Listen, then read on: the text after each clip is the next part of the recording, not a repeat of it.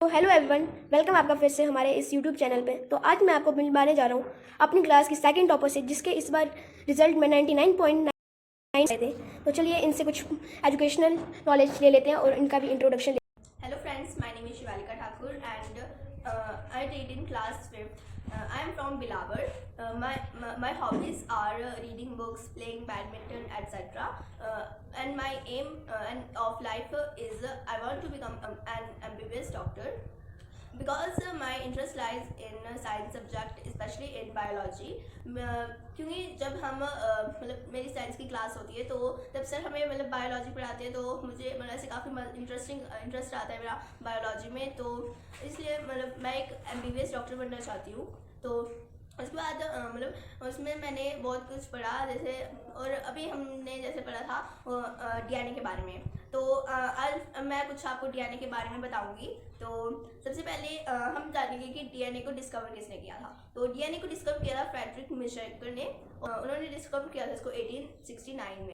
तो DNA का जो मॉडल था उसको डिस्कवर करने वाले 2 साइंटिस्ट थे, जिनका नाम है वॉटसन एंड क्रिक, और इन्होंने इसको डिस्कवर करा था 1993। तो उनके अकॉर्डिंग जो DNA होता है वो 2 स्ट्रैंड से मिलकर बना हुआ है। आपको पता ही होगा कि 99.9% जो लोगों का DNA है वो सेम होता है और 0.1% डिफरेंट होता है।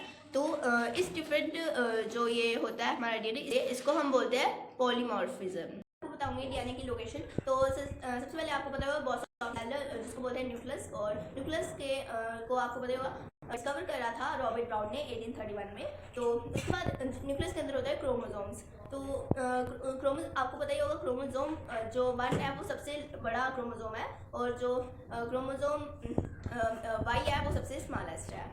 जो क्रोमोसोम 1 है उसमें होते हैं टोटल जीन्स होते हैं उसमें 2968, और जो स्मॉलेस्ट होता है उसमें होते हैं 231।